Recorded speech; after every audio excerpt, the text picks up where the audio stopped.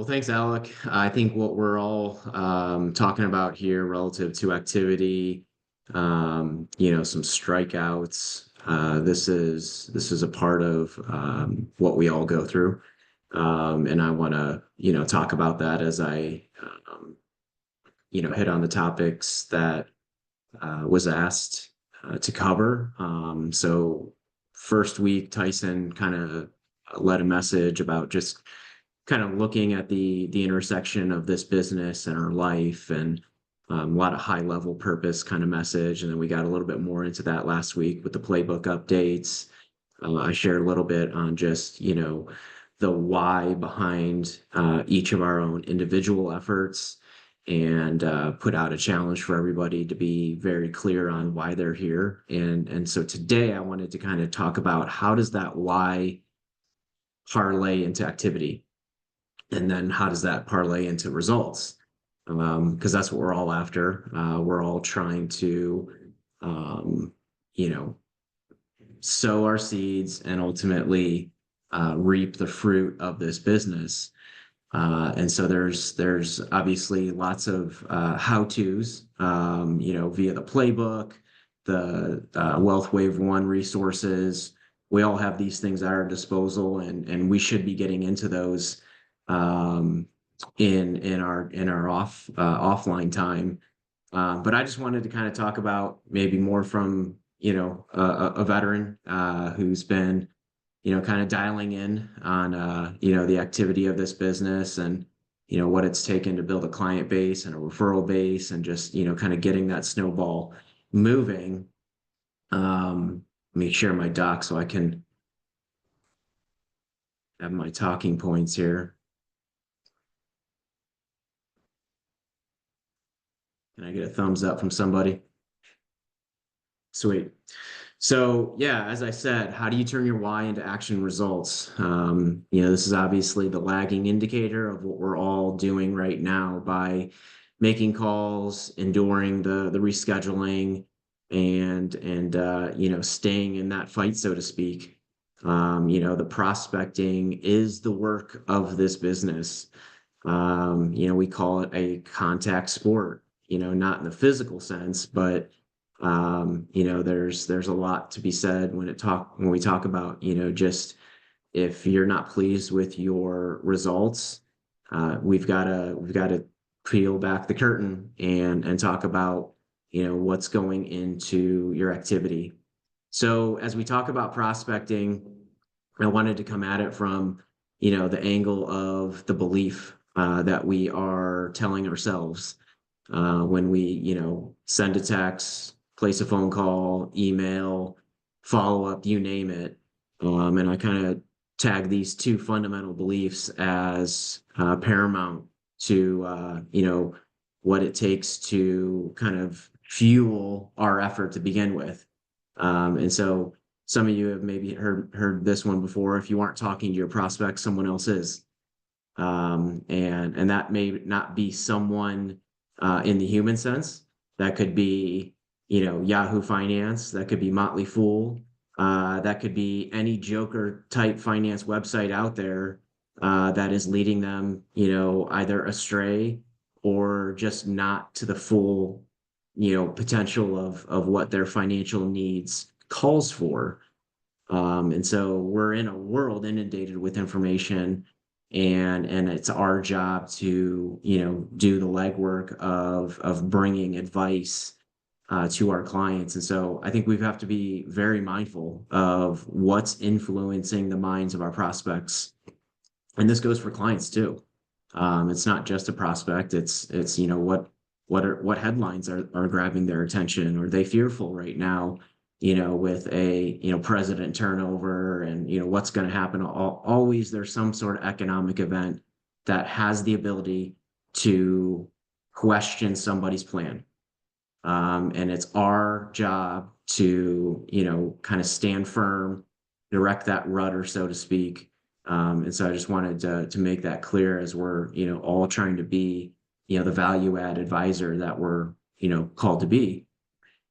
Second belief is, there's a fear I think that goes into prospecting, the what if, they're gonna think or say about me? Well, what if the effort that you put in results in that family's journey and legacy being dramatically changed for the better? Flip that on its head. Start thinking what will happen as a result of you prospecting.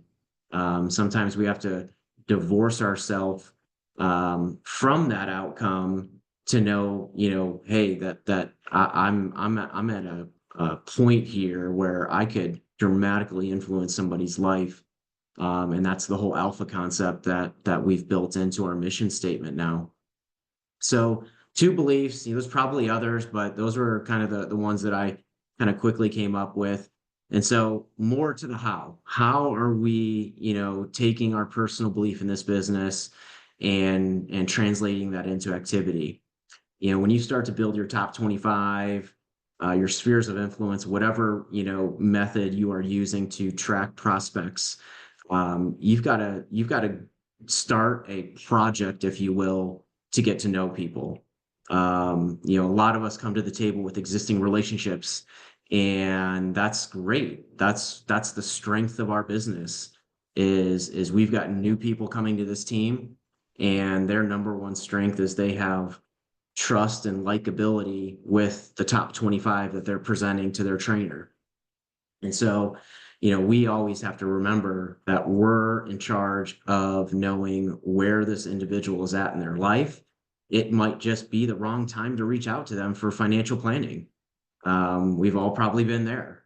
So, don't just come, guns a-blazing if somebody's, in the middle of buying a home or in the middle of a divorce or some sort of court matter. I mean, there's obviously a ton of reasons that, you might just look like a fool because you're, pounding on someone's door metaphorically, and you're not in tune with what's going on in their life. So I think that's really important. You've got to show a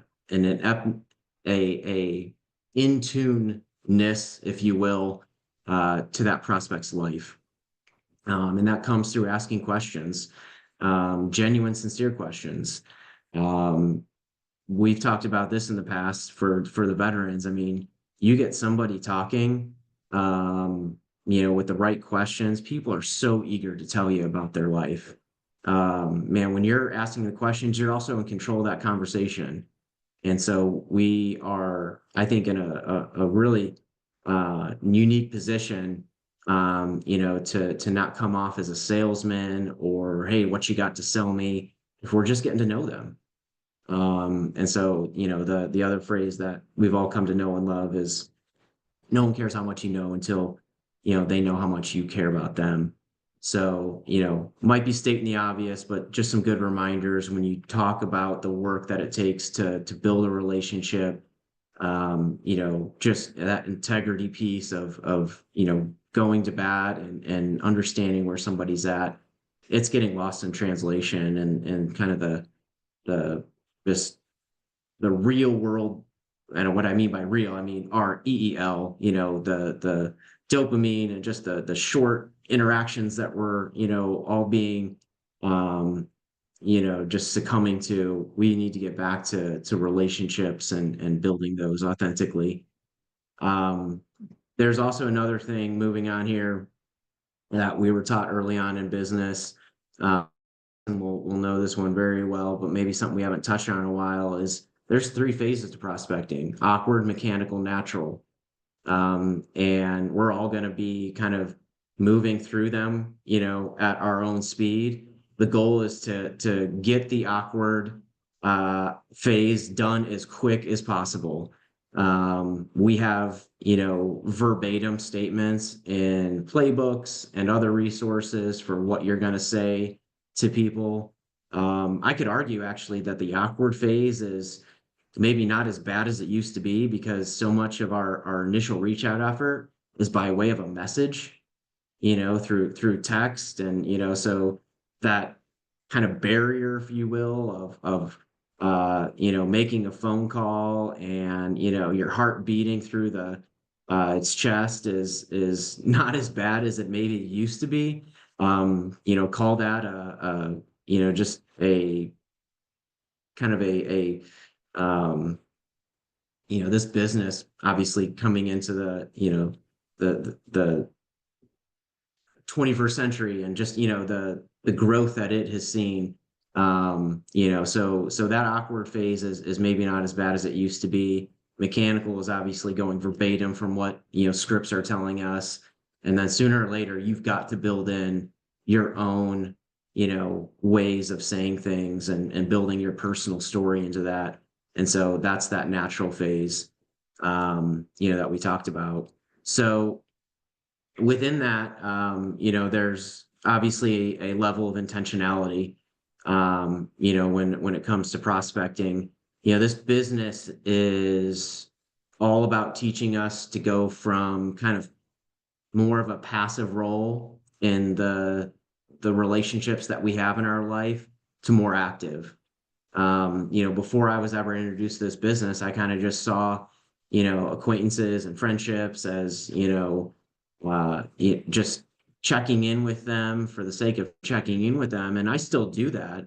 But at the end of the day, we have a business to move forward, and help to distribute to others. And so that requires a high degree of intentionality. And so there's, ways to do that, the wrong way and the right way. And so, three things that just kind of came to mind is, being pleasantly persistent. Like I said earlier, you can't come guns a-blazing, if someone's just not going to be open to advice. There are going to be those people, and that's okay. We say we want to sort out those people and keep finding the ones who are open. So there's a patience with that process. Sometimes it takes 3, 4, 5 follow-ups, just to get somebody to have coffee with you or have lunch.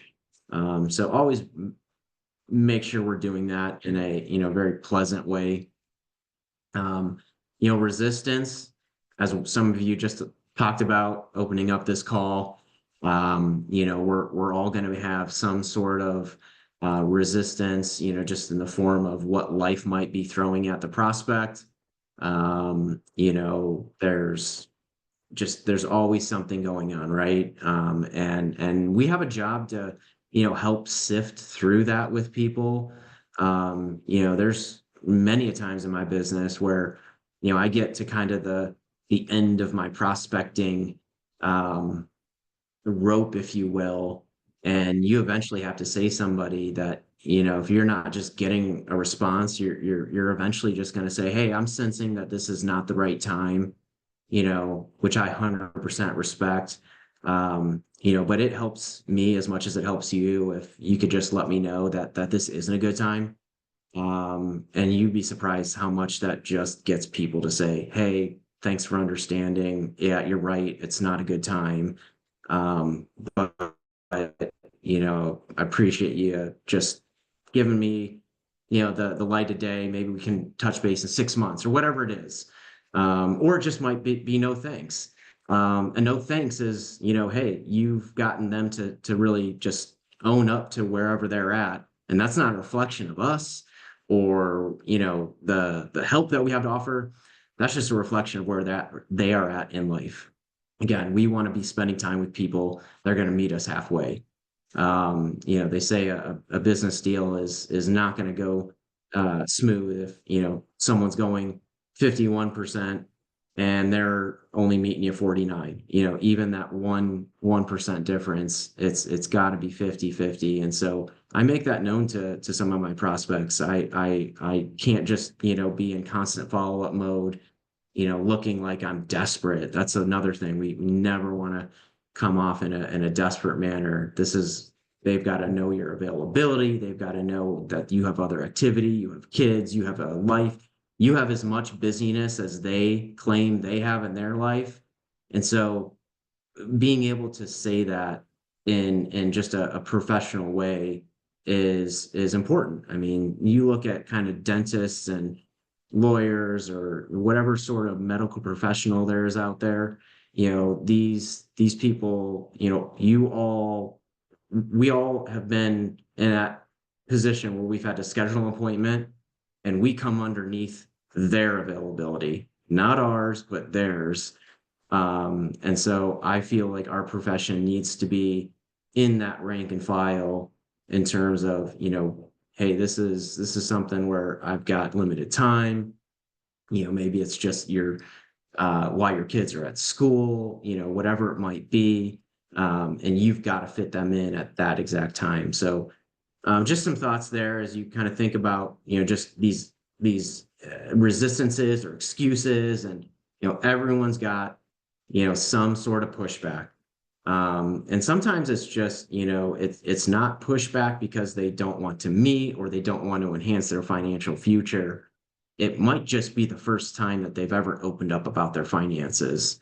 And so we need to be respectful of that and just compassionate to where they might be. I mean, a lot of people think they need to clean up their financial affairs and have this, beautiful plan to show us, when in fact it's really not really our job to um, you know have a perfect client prospect present. We have a couple of those, but the point being is that we all want to go to church and get super cleaned up to show up on a Sunday because we don't know what we're going to be thought about. And so same can be said about our finances.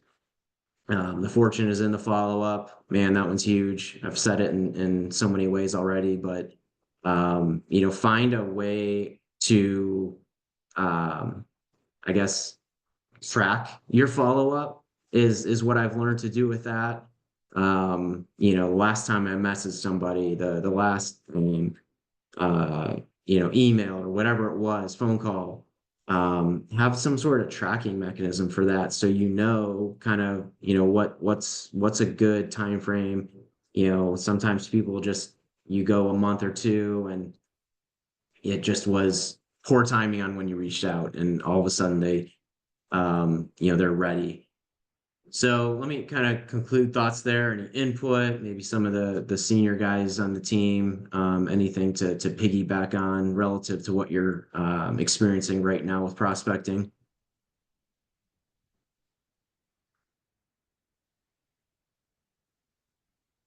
Hey Ryan, I'll jump in here right quick. First off, awesome. Really love this. And the one thing that stood out to me is just if you're not talking to your prospects, someone else is. And like that's kind of like so simple but eye-opening.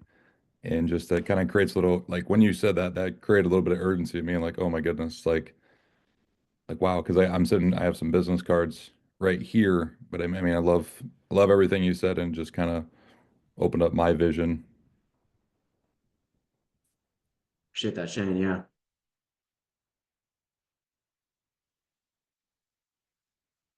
Anyone want to offer up a method, a system that they've started to track or implement in terms of prospecting activity? I know for the new people, it's the top 25. Whether it's a spreadsheet or what we've put together on the resource page. Can everyone say that they have some sort of system for tracking their prospects? Yes, no, maybe. Yes. I'm Google, gonna do that. baby. Yeah. I'm gonna do it. I've got a couple different tabs I keep. So one is one separate sheet I do just on an annual basis. So I just started in 2025 here.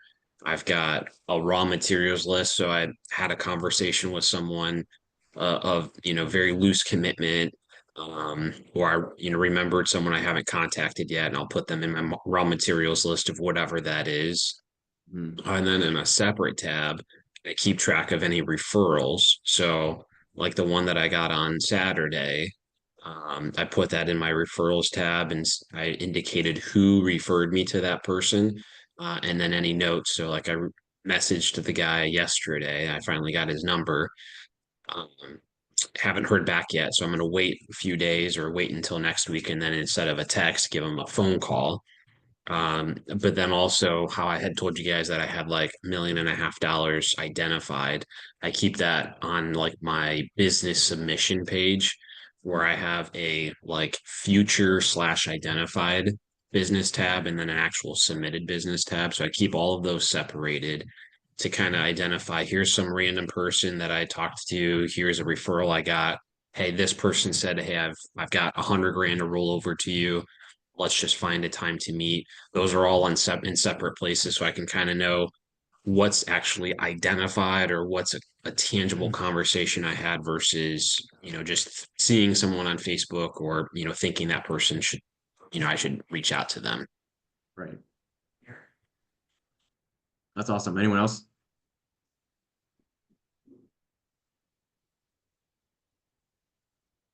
Yeah, I've just got the very crude um top 25, like they had like the possible names like the macho and bad stuff. What I've descriptions of them when I've contacted them. Just hearing Alex say I have multiple tabs, like I'm in it right now. Adding more tabs, like one for a current client, one for if we get referrals, I can put them on that tab. So getting some new ideas here to put into work. Yeah. So as long as there's something in place, something that you can build off of, my system isn't, super refined. It's an Excel spreadsheet that I call my spheres of influence, and that's kind of my working raw materials, if you will. So I have that all categorized into kind of the areas of my life, um, you know, church, kids, this activity, that activity, so on and so forth. And so I kind of keep that's my, like I said, my raw materials that I might just need to get coffee with somebody from, one of those areas of my life. And then once, like Alec was saying, once I get kind of more of a concrete hot button, maybe even an openness, I move them over into a client pipeline spreadsheet that I actually use for tracking all client cases. And so they kind of go into a potential section on that spreadsheet, and it's not super refined, but it's my system, and it's kind of how I just kind of make sense of where a name is, and kind of taking it from like I said, a raw material, and turning them into a finished product.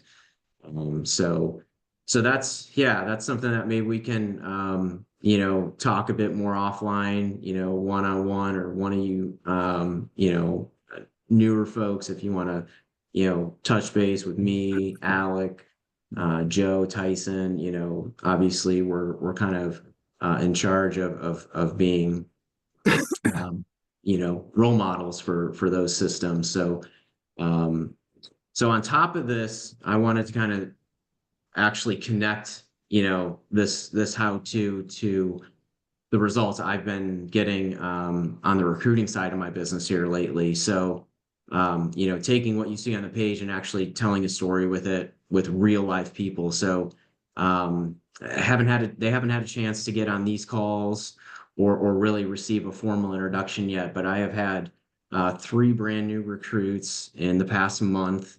And I'm working with each and every one of them to kind of get onboarded, start with obviously the fast start process, all that. And each of them kind of have their own unique way of how I prospected them. But they all filter through what I just shared. And so the first one is actually been a client of mine, someone that Tyson got involved with just in terms of assets on the table, the nature of kind of what needed to be done from a planning standpoint. There was just a lot of value in having extra eyes on that case. And there was, it really kind of gave him the feel for a collaborative approach when it came to having a financial advising team. And that was kind of the win for getting this client on board. And then fast forward a year, so had assets on the books, served it, followed up with him, did kind of the regular things with him as a client, and then just by way of text, just started kind of seeing how things were going at work, because he had just started He had actually returned to an employer that he was once with. That was a big reason why we started our conversation. Is he had kind of made a hobby out of job hopping and collecting old 401ks. And so, he had kind of come back to this employer, and, I was kind of getting a sense for how things were going. And just one thing leads to the next in terms of these questions I was asking of, yeah, I was with a buddy over the weekend, he's just telling me about, how he did this startup, and it got me, these wheels turning and this and that. And, just all these little hot buttons of entrepreneurialism and, what it would look like if he struck out on his own. And so I'm asking more questions, and suffice it to say, it led into a conversation, on the business side of what we're doing. And Tyson obviously got involved in that. And so, he's definitely of that higher hanging fruit type prospect. Makes great money, married, kids, got everything in the sense of a busy life that says he can't do this business. But with exception of, getting some activity going and actually seeing some results, he has still started our process and kind of been a product of running this system of asking questions, being intentional, following up. I mean, Tyson could back me up on just the client side of what we did. I mean, he's been quick to just commend me for just the sheer follow-up and persistence and staying on him. And so, that's a really neat recruit that I'm excited to get going. Another one, he's actually local. So yeah, that first one is in South Carolina. So we're going to be doing things 100% remote, which is just an incredibly cool thing in and of itself. When you talk about building outside of your local area and in leveraging the technology that we have available. The second one is a local guy that I helped a couple years ago. He actually did go through a divorce and kind of, so I caught up with him over at lunch a few months ago, asked some questions, discovered where he was at. And he's in kind of my target marketplace that you guys have heard about before in the government world, prior military, and just very connected in that sense. And so I look forward as a local teammate on kind of what we're going to do with him. And then the other one was a younger couple. It's actually the wife of the couple that got referred to me. And I just got to understand, where they were at. Again, became clients, kind of kept them, just as a client, for the sake of, understanding what their needs were, what their goals were. And again, I became very intentional. The wife is a nurse, and I come to find out that she just selected that major for the sake of having a backup plan in case something happened to her husband, and she didn't want to rely on any other family. She wanted a way to provide for herself. So it wasn't really a huge emotional attachment to why she became a nurse. Obviously, she's, there is some level of connection and calling to that, but long term, I figured out it wasn't what she wanted to be doing. She does want to have the ability to be a mom and have her own schedule and kind of have an ability to bring income to her family, but because she wants to, not because she has to. And so I found all that out just through questions and getting interested and wondering, kind of what this would look like long term. And so I planted those seeds and kind of casted a vision.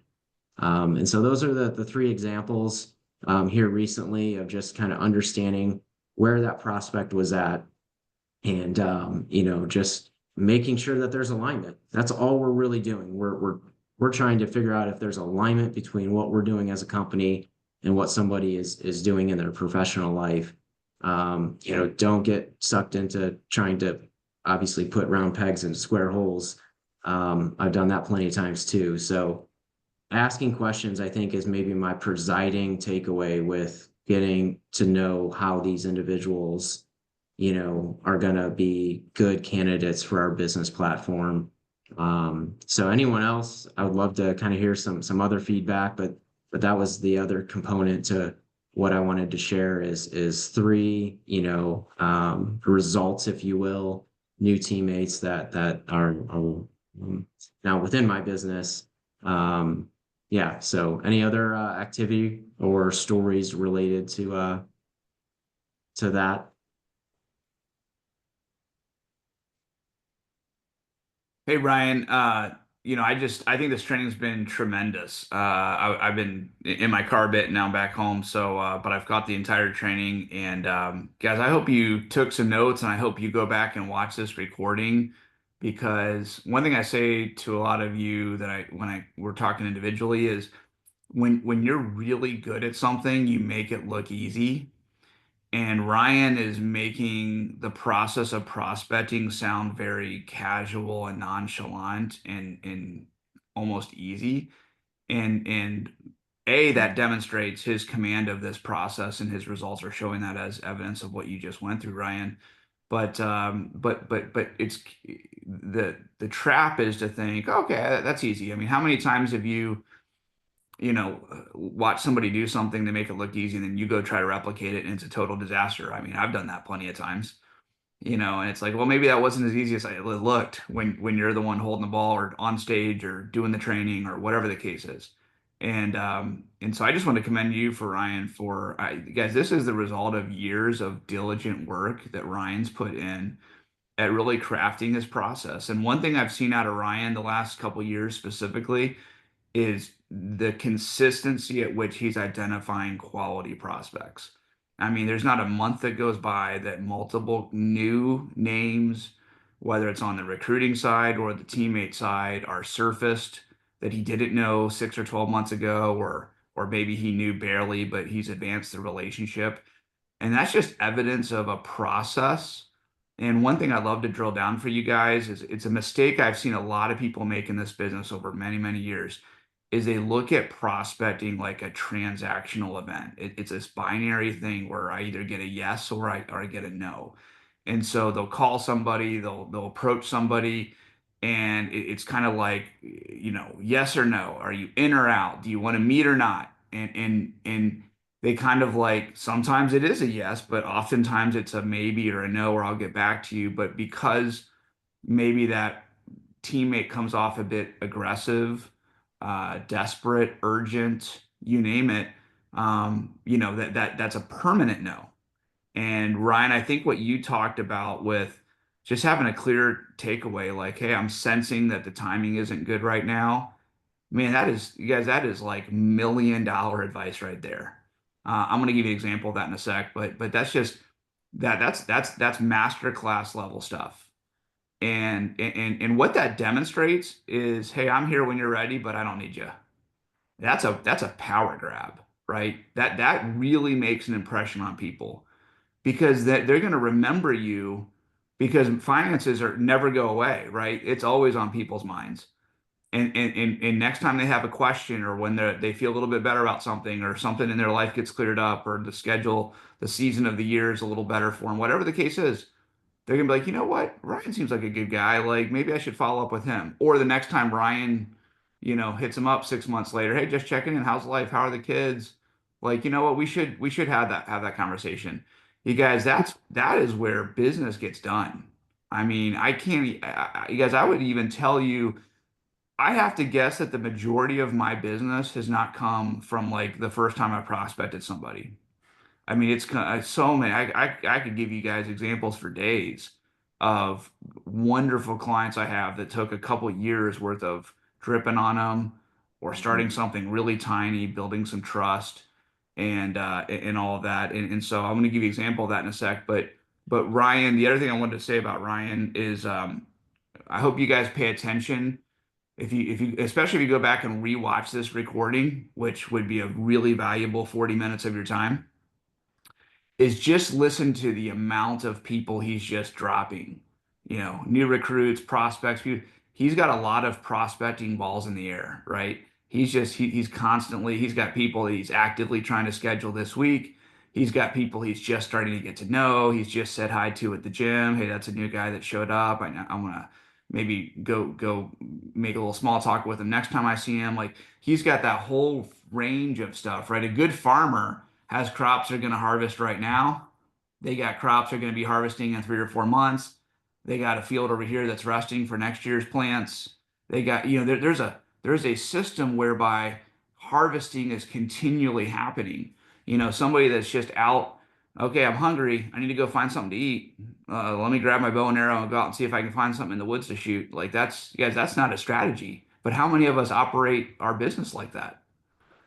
And so I want you guys to really not take this training for granted, because I think it was a masterclass in the process of prospecting and the mentality behind it.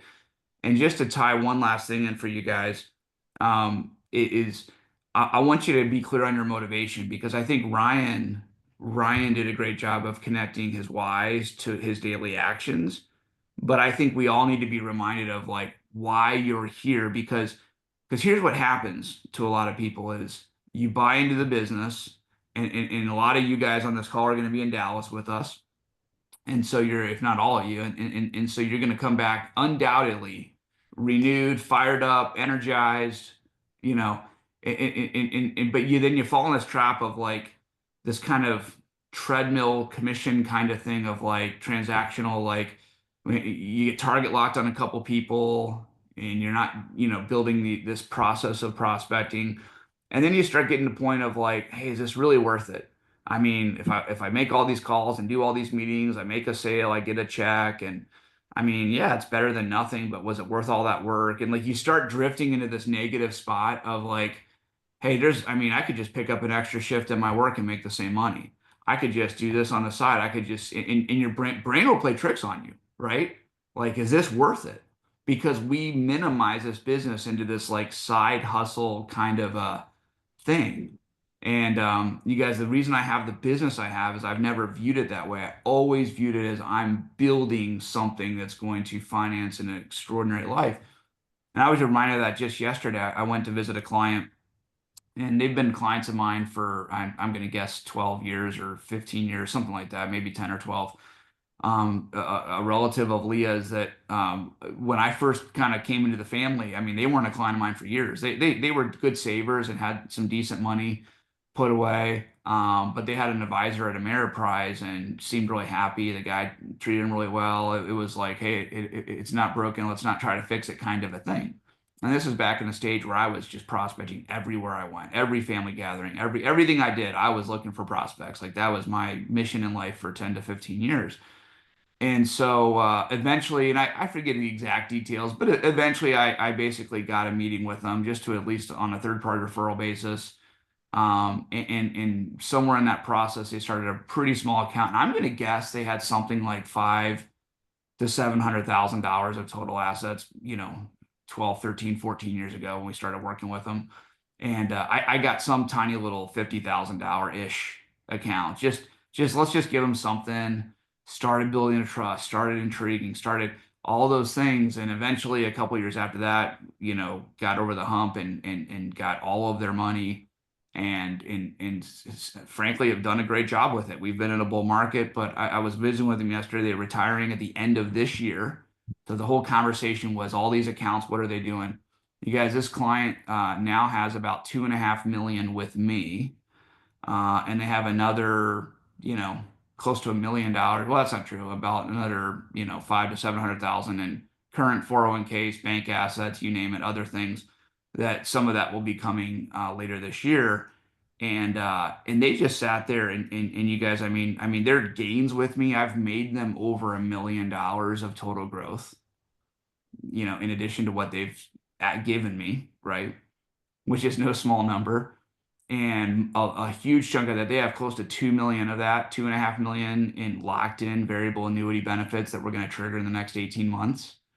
And that variable annuity income stream is the minimum. So if the market goes negative from here every single day the next 18 months, their minimum joint guaranteed lifetime income is $94,000 a year from those two accounts. And they got a couple $1 million on outside of that, Trans One accounts and other things. And I'm like, you guys are, and they're just diligent savers. And so they're just, is that going to be enough? And I'm like, oh my gosh, it's ridiculous. Like they couldn't spend that money if they tried. but the gratitude they had, they were just like, Tyson, there's no way we would have been here with, you know, our guy at Ameriprise, and we're just so thankful and all this stuff. And you guys, that was an experience that was just, it's so fun to play a role in that process of people's lives, to go from accumulating retirement to they're on the precipice of making that transition with complete peace of mind. And you guys, and then from a business standpoint, so that's a ton of like feel good and energy and all of that. But you guys know what it's worth to have $2.5 million and, you know, fee based and trail paying accounts. I mean, I was doing some back of the napkin math. It's probably about 15,000 a year of income to me. You know, that one client. And I mean, in how win-win is that, right? Because was that worth an hour and a half meeting yesterday and a couple phone calls on a per hour basis? I mean, nobody in a consulting relationship would be, I'm going to charge you 15,000 for, you know, 4 hours of my time. The value is all the work I did on the front end and getting them to make all the little micro decisions we've made. We've done more in Roth. We've protected money. One of the reasons they've made so much money is because they're 65 years old and conservative, and I have them 85% in stocks. No advisor out there would do that. Am I crazy? No, because I put them in the right product that had guaranteed lifetime income riders, and so they've been more aggressive than they otherwise be. So I've put probably $500,000 to 700,000 in their life that no other advisor would put in their life. What's that worth? And then that income is going to keep coming in I mean, I'm going to have that 15,000 plus a year for decades to come. You guys tell me another career where that's possible. I mean, you can't get into car sales or pharma sales, or hell, you can't, I have to take a massive pay cut at this point in my life to go be a neurosurgeon and give up all my freedom. So I just want to remind you guys, that's the payoff. That's the payoff. That's what all of these contacts and all these things that look small. Steve Jobs says you can never connect the dots looking forward. You can only connect them looking backwards. All of these seemingly innocuous, go grab lunch with somebody and build a relationship a little bit. And maybe I can meet that guy for coffee. Maybe I can drop a book off to this person. Maybe I can follow up with that person. If you stay diligent on that process, it will open up a life like you can't imagine, because you have compounding on your side. And that's going to be the primary thing I talk about for the next 25 years of my career, is the miracle of compounding and how you can have that in spades here on our platform. So that's why it's worth it, guys. When you're getting home and it's cold and it's dark and you're like, man, the last thing I want to do is like go into a side room in my house and make like 30 minutes worth of phone calls. Like that decision point, whether you do that or not, multiplied by a couple of years will literally change your life or not. That's what's at stake. So commends to you, Ryan, on a masterclass performance today and delivering a great message. And I think everybody needed to hear it and see that example for sure. Absolutely.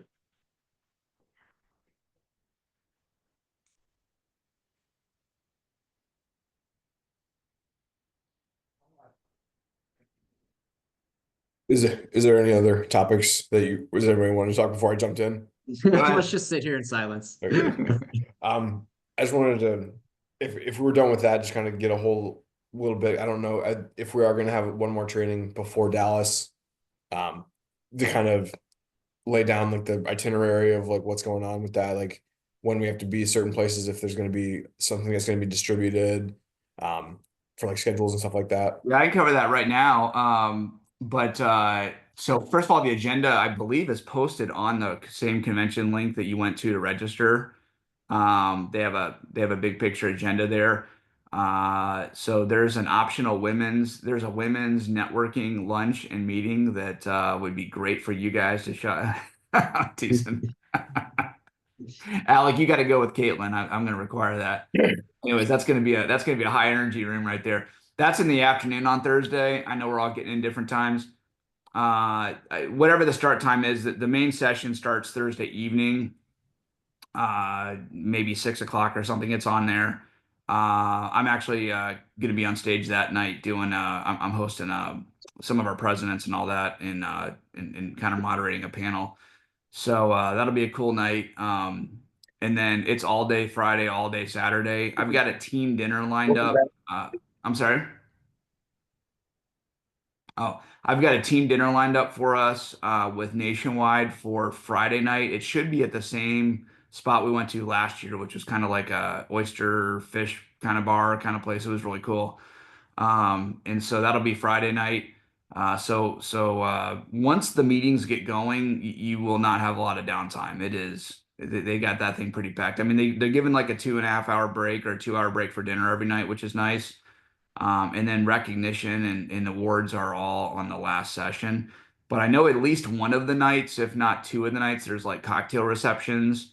One might be for everybody, one might be for like, $250,000 earners and up or something. I don't know. I've heard different things. But if you're not in the reception, there's a great bar right there that everybody kind of hangs out at night. So it's a great time. So I would say come prepared to dial in and be in a meeting for a lot of the time, but we'll have some downtimes and we can grab some lunches together or stuff like that when we're there.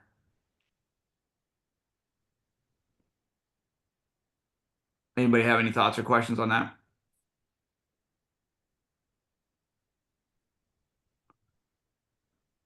Well, that's all I had. I mean, Alec, you're the host today. Anything to wrap up? I do not have anything to wrap up. No. Awesome. Well, thanks again, Ryan, for an awesome training today.